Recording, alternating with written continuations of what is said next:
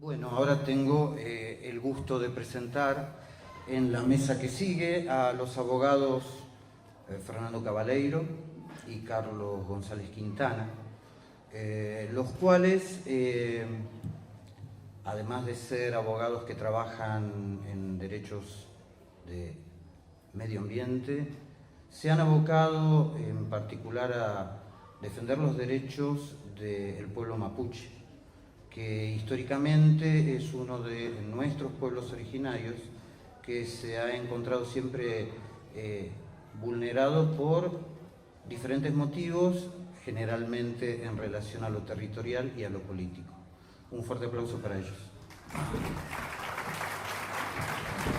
Che, ¿tenés un reloj vos? ¿Un reloj para no pasarnos por este movimiento? Te lo dejo. Claro, permiso. Dejo el micrófono al medio. Dale.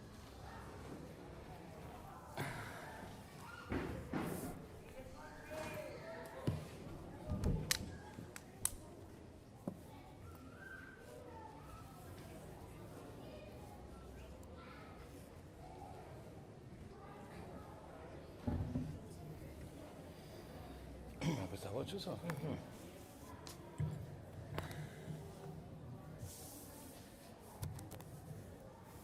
Bueno, muy buenas tardes. Gracias por la presencia de cada uno de ustedes en este lugar. La verdad que para mí es muy grato que un pueblo que he abrazado yo para vivir hace unos años, como es Cosquín, me haya invitado en este caso para participar en estas primeras jornadas y en la inauguración de un centro cultural que lleva el nombre de un padre referente, un faro permanente para nosotros, hacia donde con muchas equivocaciones, pero sin perder la luz, queremos llegar. Muchas veces yo he pensado, algunas noches, ser cada vez más toco, ser cada vez un mejor servidor en estos tiempos, sobre todo donde se precisa de la unión y de la fuerza para avanzar en las cuestiones que nos oprimen y que nos enferman y en muchos casos nos matan.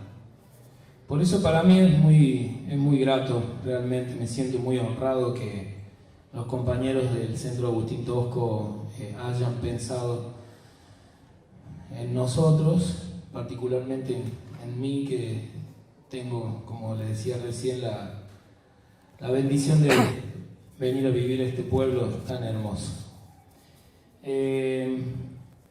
Bueno, como decía recién el compañero Rafael, nosotros estamos acá para de alguna forma conversar con ustedes. Esto no es una ponencia ni es una conferencia, simplemente es una conversación acerca de lo que sucedió y lo que, digamos, el episodio puntual que nosotros vamos a referir en esta charla no es otra cosa que un ejemplo más de una sistemática persecución y violación a los derechos humanos de los pueblos originarios que se vienen cometiendo a lo largo de toda la historia del Estado argentino.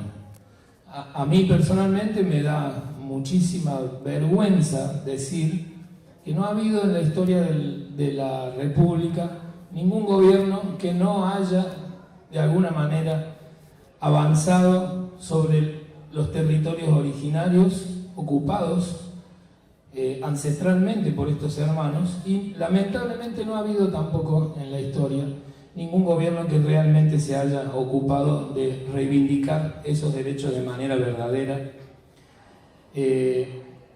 Lo que sucede es que ahora estamos en presencia de un gobierno que ha decidido dirigir políticas represivas y persecutorias sistemáticamente a estas comunidades que están ejerciendo un derecho ancestral que les pertenece, como es la ocupación de tierras que sistemáticamente y por distintas causas que después las podemos abordar puntualmente, van siendo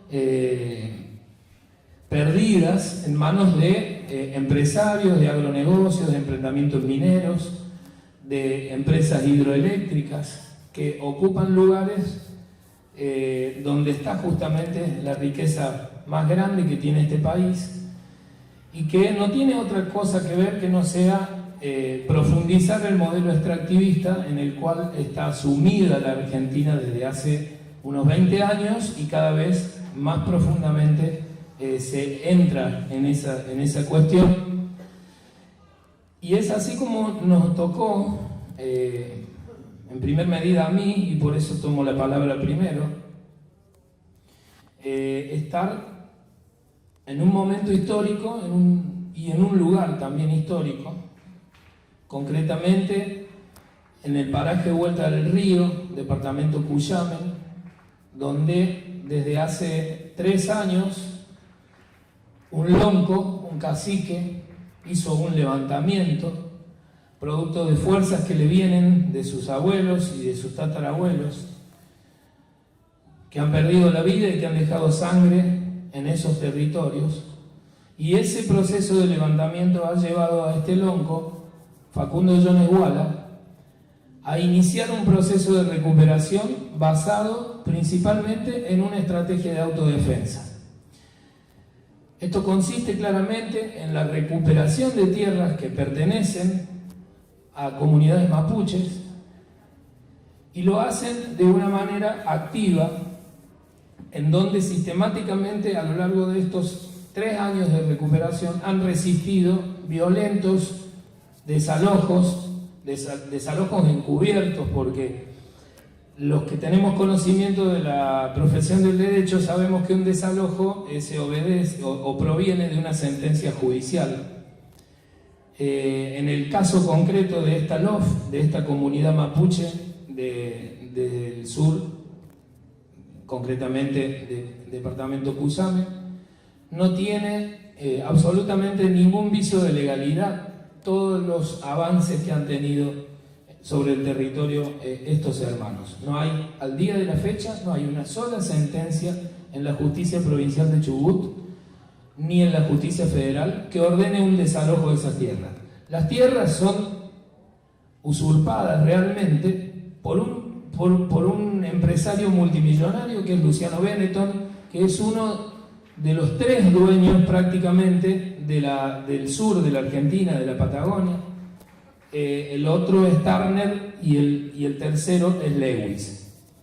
Este empresario, de una manera absolutamente cuestionable, y de hecho está en la justicia la legitimidad con la que adquiere esas tierras en el año 94, ingresa a esas tierras, son casi 1 millón de hectáreas, imagínense, 800 kilómetros de margen del río, comienza en la provincia del Río Negro y termina en la provincia de Chubut, a donde el río Chubut desemboca en la costa. Toda esa margen del río Chubut tiene riqueza mineral y tiene uno de los ríos y una de las fuentes de agua más pura de nuestro país, de nuestra Patagonia. Está rodeada de lagos también. La provincia de Chubut tiene muchísimos lagos, al igual que el Río Negro y que Neuquén. Casualmente, en esas 3 provincias es donde están instalados estos 3 terratenientes, empresarios que usurpan ilegítimamente estas tierras y que tienen proyectos, como los que recién refería, que tienen que ver con el extractivismo.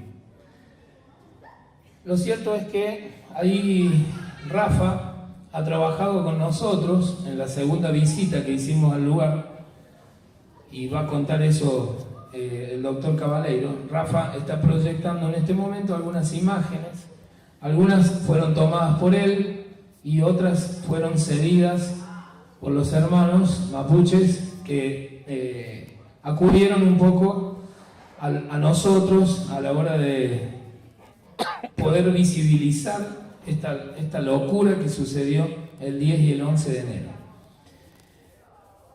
El día 10 de enero, que fue día martes, nos despertamos prácticamente con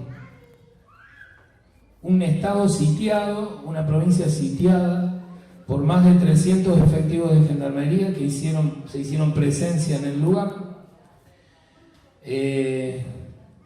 La presencia de la gendarmería, imagínense, es un territorio muy chico. La LOF concretamente tiene aproximadamente 1000 metros, tiene 1000 hectáreas que están a la margen del río, de lo cual solamente hay un espacio reducido donde se encuentran las rucas, las casas, los lugares de resistencia de estos hermanos. Concretamente en ese lugar, al momento del desembarco de las fuerzas de gendarmería, había solamente 18 personas, de las cuales 7 eran mujeres y 11 estaban compuestos de 5 niños y 6 guaychafes. Son los guerreros, son los que resisten con este sistema de autodefensa que recién decía, que consiste concretamente en enfrentar las fuerzas policiales con los métodos ancestrales mapuches. Ellos no conocen armas, no manejan armas de fuego, no utilizan armas de fuego, se defienden con piedras y con lo que la naturaleza les da. Muchas veces se defienden también escapándose por el monte, ganando la montaña y refugiándose en lugares donde difícilmente las fuerzas policiales puedan llegar. Eso también consiste en su defensa. Evitar ser capturados. Esa madrugada ingresaron 300 gendarmes aproximadamente, armados de un equipamiento absolutamente desproporcionado para lo que iban a hacer.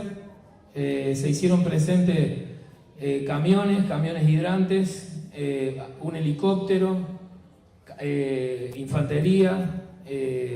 Bueno, ustedes saben que la gendarmería es una fuerza de seguridad especial que solamente se utiliza cuando está en riesgo la seguridad de la nación.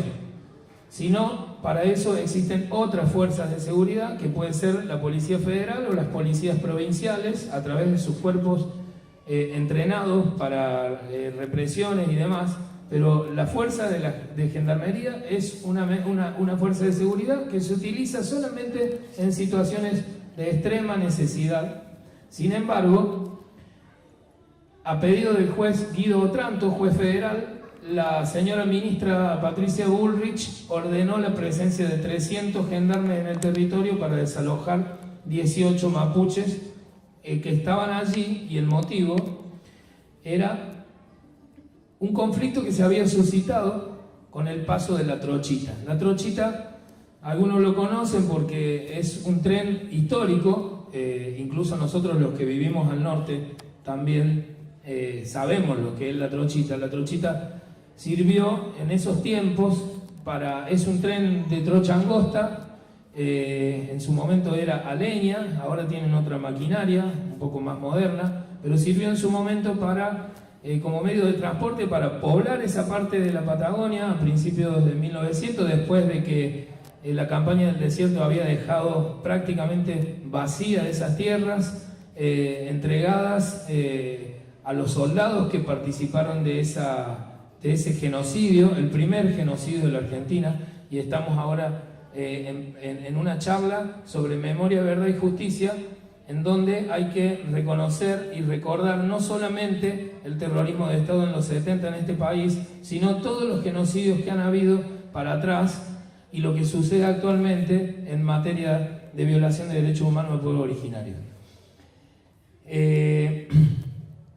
Bueno, decía que esa Trochita hacía 10 años que estaba suspendido el paso, porque no tenían ya prácticamente ningún motivo para ser puesta en funcionamiento. Pero fíjense qué curioso, como decía al principio de la conversación, como la justicia todavía no ha ordenado ningún desalojo judicial de esta LOF que ha recuperado tierras, y el empresario Benetton, a través de su empresa Tierras del Sur, que tiene domicilio en Capital Federal y tiene uno de los estudios de abogados más prestigiosos y más caros, han intentado, sin éxito, desalojar a través de más de 20 denuncias presentadas, de las cuales absolutamente ninguna tuvo éxito, ¿no? porque justamente está discutido el fundamento jurídico para desalojar, que es la propiedad indiscutible de la tierra, la titularidad de la tierra. Como esa cuestión está discutida judicialmente, no hay todavía una orden judicial de desalojo. Pero fíjense qué curioso que ahí es donde actúa la mala política, los malos gobiernos. Cuando hacen las cosas que la justicia no puede hacer, ejerciendo un abuso de poder en una extralimitación de poder. El gobierno de Las Neves está haciendo lo que la justicia no hace hasta ahora con fundamentos técnicos y jurídicos.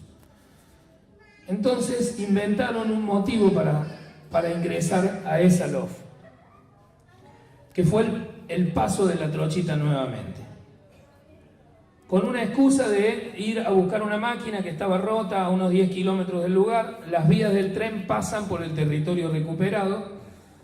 Los hermanos mapuches le dijeron claramente al gobierno: esto es un territorio nuestro, nosotros no vamos a permitir que este tren pase, salvo y con el exclusivo fin de ir a buscar esa máquina que está rota, y siempre y cuando respeten la consulta obligatoria, libre e informada, de la cual los estados están obligados a hacer por la Convención 169 de la OIT, cuando un estado interviene en territorio que pertenece a pueblo originario. Se creó una mesa de diálogo. Esa mesa de diálogo fue rota por el gobernador de Chubut, al no conseguir su objetivo, digamos, que era meter ese tren permanentemente para utilizarlo como un mecanismo de provocación constante y que justificara esto que nosotros decimos: desalojos de facto o desalojos encubiertos, lo que la justicia no puede hacer. Lo intentaron hacer ellos. Los mapuches dijeron: no vamos a dejar pasar el tren, y así lo hicieron. Pero fíjense cómo lo hicieron: cruzaron unas piedras y unos troncos de unos árboles y unos durmientes viejos que estaban por ahí, y ese fue el entorpecimiento del vía férrea, que es un delito de órbita federal. Por eso interviene el juez federal, que le pide colaboración nada menos que a la fuerza de seguridad más sofisticada que tiene un estado, que es la Gendarmería. A las 6 de la mañana, como decía, ingresó un ejército como si fueran a defender el país de una invasión extranjera. Y se produjo lo que fue de público conocimiento, una cacería, realmente una cacería, una locura. Nosotros hemos estado tomando testimonios. A mí me tocó participar ese mismo día, martes 10. A partir de ahí yo me quedé en el lugar, en el territorio, y participé en las dos audiencias, tanto en el juicio provincial como en el juicio federal, hasta conseguir la libertad de los 10 mapuches detenidos en el marco de esa represión y de esa detención. Yo no quiero hacer un uso prolongado de la palabra, porque lo tenemos al compañero Balco, que va a continuar posteriormente a lo que el doctor Cabaleiro les indique. Simplemente contextualizando esto en esta jornada de Memoria, Verdad y Justicia, quiero decirles que nunca más me voy a olvidar el impacto y la sensibilidad que me generó entrar a los calabozos del Maitén y entrar a los calabozos de Esquel, a ver a los hermanos mapuches que estaban tirados como animales ahí adentro, en algunos casos golpeados, fracturados, con condiciones de salud absolutamente deplorables, que claramente ameritaban no solamente la visita de un médico, sino la internación de una persona, porque en algunos casos estuvo en riesgo la vida de estas personas. Y posterior, verlos ahí, después de haber hecho prácticamente una odisea Yo soy abogado, matriculado, soy miembro de la Asamblea Permanente por los Derechos Humanos, que es una organización que tiene intervención territorial en cualquier lugar de la Argentina donde se violen derechos humanos. El fiscal de esa causa, a mí, en ejercicio de mi profesión de abogado, me impidió, hizo lo imposible para evitar de que yo pudiera entrar a constatar el estado en la que estaban esas personas detenidas, en jaulas, golpeadas, fracturadas, con dolores increíbles, sin recibir atención médica. Hasta una hermana mapuche, por la situación que le tocó vivir, le llegó la menstruación y sufrió de las vejaciones y de las humillaciones más grandes que a nosotros, o por lo menos a mí que me ha tocado participar en los juicios de lesa humanidad de Córdoba, en donde se lo condenó a Menéndez y a toda su banda de genocidas. Escuchaba los testimonios de estas mujeres frente al juez de Chubut y realmente yo cerraba los ojos y era exactamente lo mismo. Me parecía escuchar a las víctimas del terrorismo de Estado de los 70 contar cómo fueron torturados, vejados y violados sus derechos humanos de punta a punta, ahora, en este momento, por un Estado en plena democracia y por órdenes judiciales en el marco de un Estado de Derecho. Con lo cual nos hace pensar de que estamos en una situación de muchísima alarma que nos obliga a agudizar nuestra inteligencia, nuestra lucidez, nuestra fuerza para evitar que estas cuestiones sigan sucediendo. Si me lo permiten, voy a terminar esto con unas palabras de Tosco, porque me parece que, como decía al principio, es un faro. Me niego a ser un número, una estadística, un porcentaje, cuando se habla de miseria, de desocupación, de mortalidad infantil, de salarios de hambre y de salud precaria.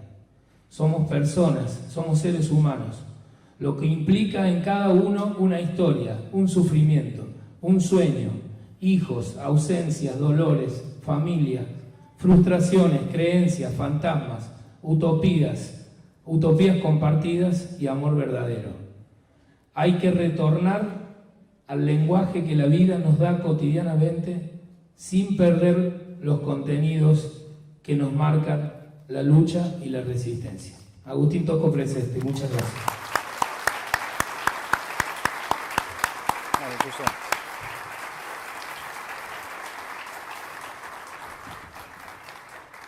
Bueno, buenas noches. Mi nombre es Fernando Cabaleiro. Agradezco al Centro Cultural por esta invitación. Como bien comentaba Carlos, mi colega, nosotros intervenimos en este caso de la represión a las comunidades mapuches.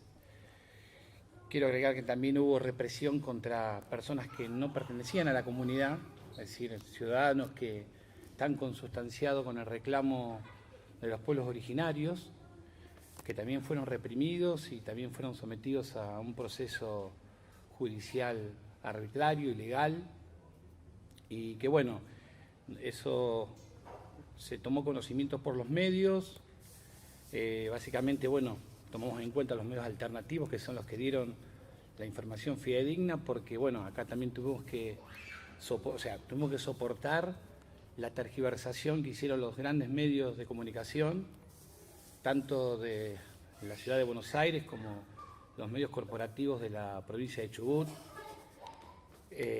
Y bueno, por suerte estaba nuestro colega que nos daba la información exacta, y eso a nosotros nos obligó a actuar y operar como un grupo de apoyo a Carlos con el doctor Darío Ávila, que pertenece a la APDH de Córdoba, y en este caso nosotros, que somos Naturaleza de Derechos, que estamos en la ciudad de Buenos Aires.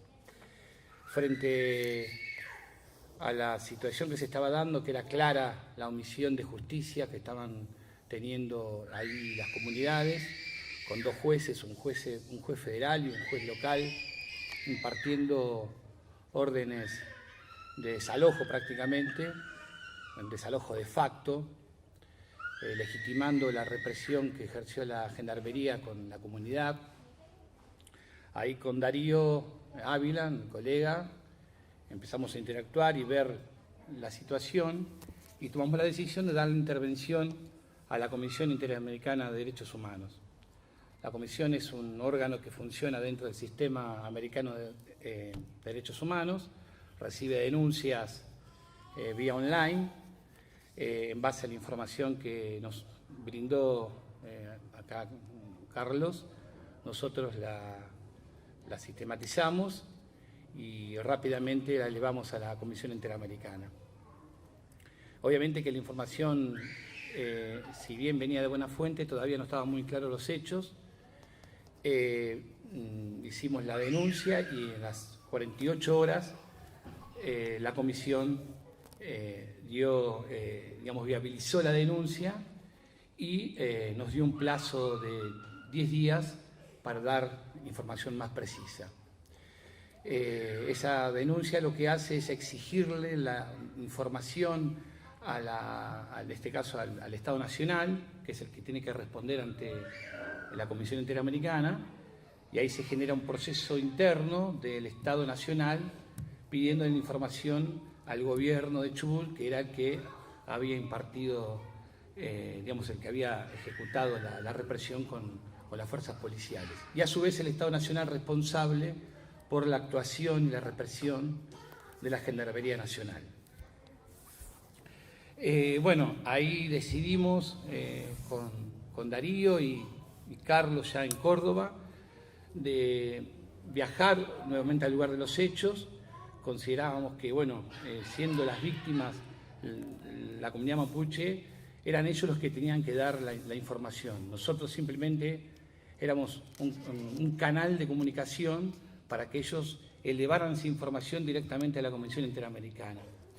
Obviamente las comunidades tienen una posición crítica frente a los poderes judiciales formales, tanto a nivel local como a nivel internacional, pero supieron entender que era una posibilidad para viabilizar el reclamo y ahí nosotros con Carlos María viajamos a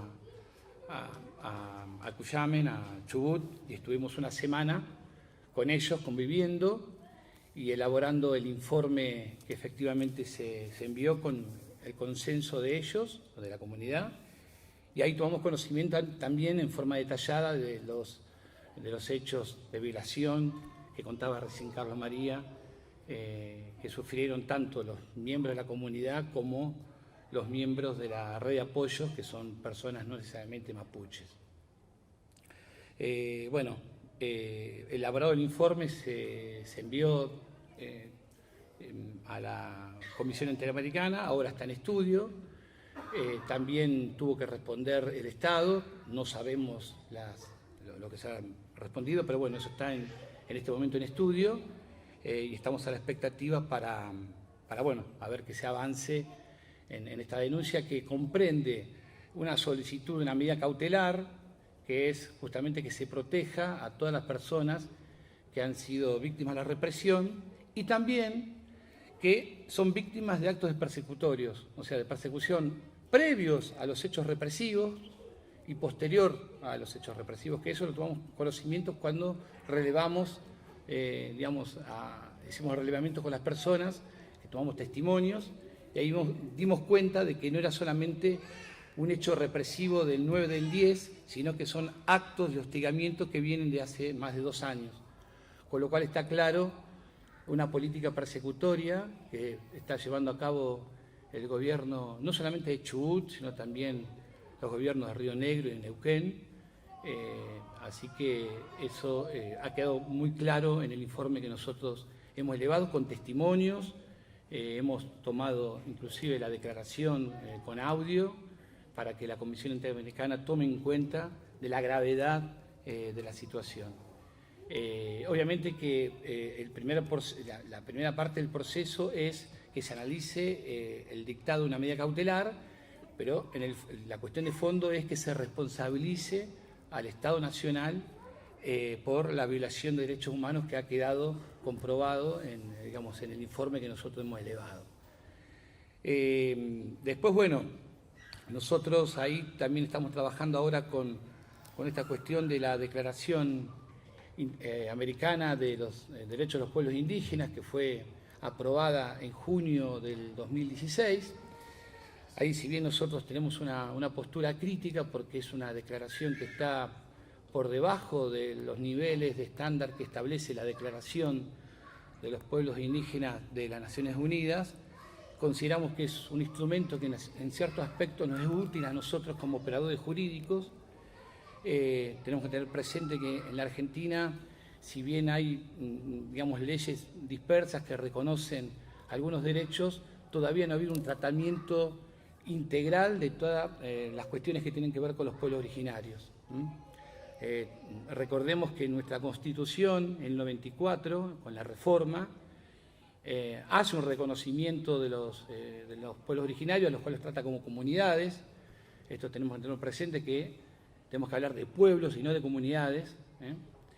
Y ese reconocimiento lo hace en la parte instrumental de la Constitución, es decir, que vemos ahí un acto de segregación del constituyente, porque consideramos que ese reconocimiento de derechos de los pueblos indígenas tendrían que haber estado en la primera parte de la Constitución, que es donde está la Declaración de Derechos y Garantías, y no en la parte instrumental, en la cual le concede le atribuye la facultad al Poder Legislativo para legislar sobre los pueblos originarios. Es decir, lo que vemos que el subconsciente del constituyente fue no darle el mismo tratamiento a los derechos de los pueblos originarios que, a los derechos de todos, ¿no? Así que, bueno, ahí estamos a la expectativa, y el tema es trabajar también esta declaración para que sea reconocida dentro de nuestro sistema interno, porque tiene que ser, aprobada por el Congreso, y, ahí se tiene que avanzar, o bien como incorporarla como un tratado, o que esté con una jerarquía constitucional de acuerdo al artículo 75, inciso 22.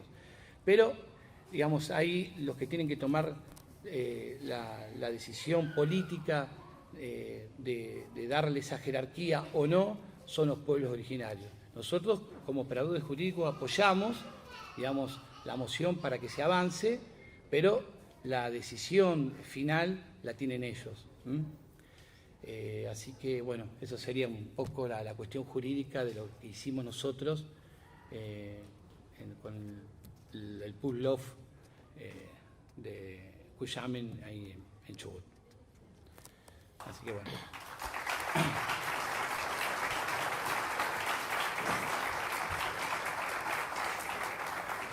Bueno, yo me voy a tomar unos minutitos porque a veces en estos días posteriores a la intervención esta que tuvimos con Fernando en el lugar, en el territorio, en ese segundo viaje que refería Fernando recién, se sumó Rafa Jeda, que lo convoqué cuando yo llegué a Cosquín en enero, después de esto. Me abrazó como compañero que somos, se puso a disposición, y cuando surgió la idea de volver le dije: Rafa, vení, porque nos hace falta un registro fotográfico y fílmico de todo lo que vamos a hacer ahí, porque vamos a subir toda esta información a la Comisión Interamericana, y así es como se sumó Rafa y terminamos siendo un equipo de 3, un tridente ofensivo que finalmente tuvo este relato. Pero para cerrar, a mí muchas veces me preguntaron si podía contar alguna anécdota puntual acerca de esto que vivimos, y yo siempre me acuerdo de 2, no una, sino 2. Una muy dura, muy triste, que es cuando yo ingresé a la comisaría de Maitén a pedir por los presos, para que me dejaran verlos, para que me dejaran entrevistarlos, para arrimarle no solamente una palabra de contención, sino también un consejo legal acerca de lo que iba a venir los días siguientes en relación a las imputaciones gravísimas que tenían, causas inventadas, terrorismo, vinculaciones con fuerzas internacionales como FARC y ETA. Imagínense el delirio de la justicia vincular a un puñado de mapuches que resisten de una manera absolutamente precaria en su territorio con organizaciones internacionales que además ya están desarticuladas y han dejado ya de participar de un escenario violento en sus lugares, en sus países. ETA y FARC han entregado armas ya hace mucho tiempo, incluso antes de que sucediera esta cuestión. Pero esa es la construcción del enemigo que el Estado necesita para justificar esta locura, esta represión y este avance sobre la comunidad. Las anécdotas son que cuando yo entré, lo primero que hago es pedir hablar con el fiscal. La comisaría estaba prácticamente tomada por los mapuches. Había un riesgo grande en la seguridad, sobre todo de ellos, porque estaban perdiendo la paciencia y tenían intenciones de quemar la comisaría, porque es un pueblo guerrero, a pesar de que hace 130 años es represión tras represión, es un pueblo que no descansa en su lucha y en las reivindicaciones de sus derechos ancestrales. Estaban por prender fuego a la comisaría, yo intenté mediar, calmar un poco esto, pedí hablar con el fiscal y tenía una lista de presos, que eran 7, y que me habían dado, así como de manera muy precaria, algunos familiares que podían estar ahí y que no sabían del paradero de sus familiares. Armamos esa lista y pedí hablar con el fiscal para que me dejara ver a los presos. Y había uno particularmente que se llama Buchile, que es mapuche, a quien insistentemente los familiares querían saber en qué condiciones estaba, porque había sido baleado con bala de plomo en su camioneta cuando se dirigía a recuperar unos caballos que la gendarmería les robó a los mapuches.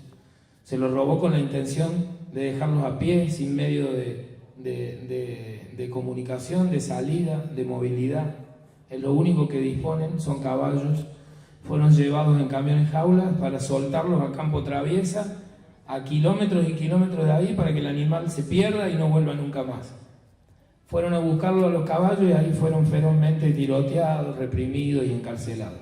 Buchile, Jorge Luis Buchile, un ciudadano de 38 años que aparentemente había estado baleado y que nadie sabía dónde estaba. En ninguno de los hospitales de la zona estaba el registro de Buchile, desaparecido. Estaba su mujer afuera con una angustia tremenda, entonces le di prioridad a ese caso y me presenté al fiscal y le pedí verlo a Buchile. Y el fiscal le dice al comisario, bueno, tráigalo a Buchile porque acá el abogado lo quiere ver. Así, ¿no? Como, acá el abogado lo quiere ver a Buchile, tráigalo. Los calabozos estaban a 5 metros de la oficina del fiscal. 10 minutos pasaron y no venía Buchile. Entra el comisario, pálido, temblando, sin poder dar una explicación, y viene solo. Y le digo, ¿dónde está Buchile? No está. ¿Cómo no está? El fiscal le ordenó ir a buscarlo al calabozo y me viene diciendo que no está. Explicaciones no me pudieron dar. Yo rápidamente salí a decirle a la familia, busquemos por otro lado porque acá no está. En ese momento escucho gritos, gente que se va para el costado, y ahí es cuando veo a una mujer asomar su rostro mapuche, mostrando un brazo fracturado, pidiendo a gritos ayuda y diciendo, aquí estoy, aquí estoy, aquí estoy. Se había dado a la inversa de Buchile. A los familiares de esta señora, Huenelaf mapuche, le habían dicho que no estaba ahí, que estaba internada en el hospital de Esquel porque tenía una fractura. y ella sacó como pudo un plástico que cubría los barrotes de la reja y se asomó para decirle a su familia que estaba ahí adentro, presa, quebrada y sufriendo de dolor. Imagínense cómo entré, ya dejé la diplomacia que uno tiene que tener o de alguna manera un trato decoroso cuando ejerce su profesión. Me olvidé de todo eso y prácticamente lo agarré de la corbata al fiscal y le exigí que me dejara entrar a ver a cada uno de ellos, constatar su estado de salud y saber claramente quién estaba y quién no estaba dentro del calabozo. Esa fue la anécdota más triste y más dura que me transportó justamente a la dictadura. Y la última, final, es cuando ya con el compañero Cabaleiro y con Rafael estábamos en el territorio, en la LOF, y algunos poquitos dirigentes de primera línea de esa LOF habían acordado el paso de la trochita y lo tenían reservado para que esto no se difundiera, para que no causara ningún movimiento más allá de lo que tenían acordado, y nos comunicaron 15 minutos antes a nosotros y a otros hermanos mapuches que estaban ahí y que no lo sabían, que en 15 minutos pasaba la trochita.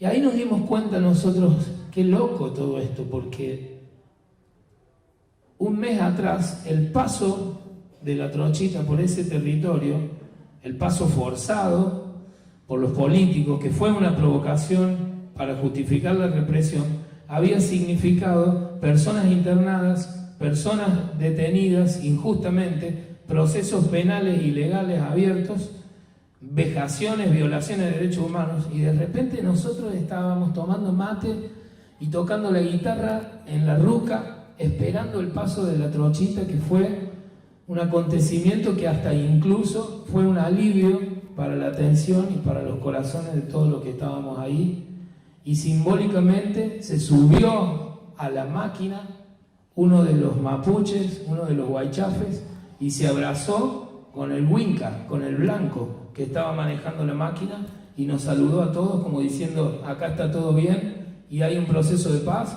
y no somos terroristas y no nos van a sacar de nuestro territorio.